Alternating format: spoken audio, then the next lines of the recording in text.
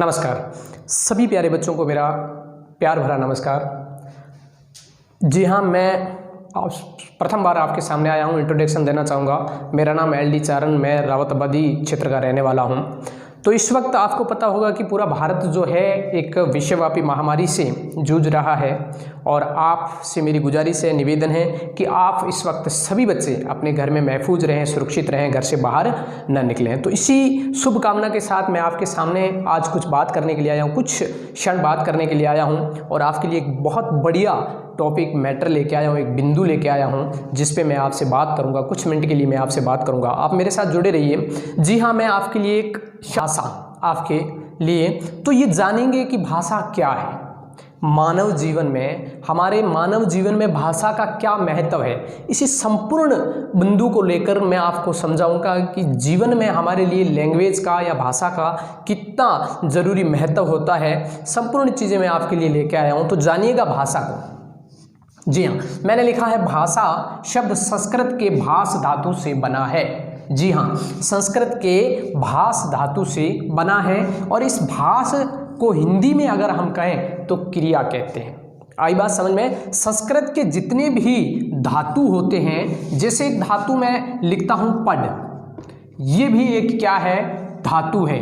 जैसे मैंने लिखा लड, ये भी एक संस्कृत का धातु है और उस संस्कृत के धातुओं के पीछे अगर प्रत्यय में हम ना लगाते हैं तो वो क्रिया बन जाती है। जैसे पढ़ना, लड़ना, लिखना, इसी प्रकार। और इसको इंग्लिश में हम वर्ब कहते हैं। तो क्लियर है? भाषा शब्द संस्कृत के ठीक नीचे मैंने मूल भाषा लिखा है, क्योंकि संस्कृत जितनी भी भाषाओं की है, जो मूल भाषा है, जितनी भी भाषाएं हैं आज उनकी संस्कृत मूल भाषा है, आदिकाल से चली आ रही भाषा है और धातु से बना है, भास धातु से बना है। अब देखिएगा ये मूल भाषा क्यों है। जैसे एक उदाहरण पे देखते हैं, एक पेड़ जो होता है वो बड़ा होता है, पनपता है, उसमें टहनियाँ लगती है, फल लगते हैं और पत्ते लगते हैं। तो उसी प्रकार जो जिस पर खड़ा होता है वो किस पर होता है? जड़ पर खड़ा होता है और उसी जड़ को क्या कहते हैं? मूल कहते हैं।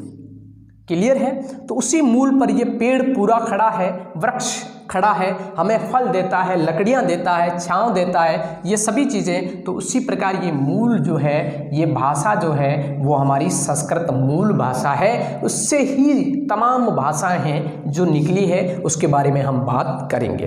तो मैंने ये भाष शब्द लिखा है। भाष शब्द का शाब्दिक अर्थ होता है विचार प्रकट करना, विचार प्रकट करना। इसी शब्द से परिभाषा निकलकर सामने आएगी। लिखने या समझने की आवश्यकता है, केवल समझने की आवश्यकता है, लिखने या रटने की आवश्यकता नहीं है कि विचार प्रकट करना। अब विचार कैसे प्रकट करेंगे हम? कहाँ से प्रकट करेंगे? किसी दूसरी जगह से थोड़ी करेंगे। हमारे मन के अंदर जितने भी विचार किसी भी चीज़ को लेकर हमारे मन के अंदर अलग अलग प्रकार से विचार उत्पन्न होते हैं, उसी को दूसरे के सामने प्रकट करना ही तो भाषा कहलाता है। जैसे मैंने परिभाषा लिखी है, पढ़ लीजिएगा। भाषा वह साधन है जिसके माध्यम से हम अपने विचारों को एक दूसरे के साथ प्रकट कर सकते हैं। सीधी सी बात है, क्लियर बात है कि भाषा ऐसा साधन है, भाषा वह साधन है जिसके माध्यम से हम अपने विचार जो है वो दूसरे के साथ प्रकट कर सकते हैं, अथवा विचारों का आदान प्रदान करना ही क्या कहलाता है? भाषा कहलाती है। तो अब माध्यम रहा, शब्द रहा माध्यम। आप पूछोगे, जाहिर सी बात है कि सर माध्यम क्या होता है? बता दूं, जैसे हमने जन्म लिया तो हमारा माध्यम कौन है? माता पिता।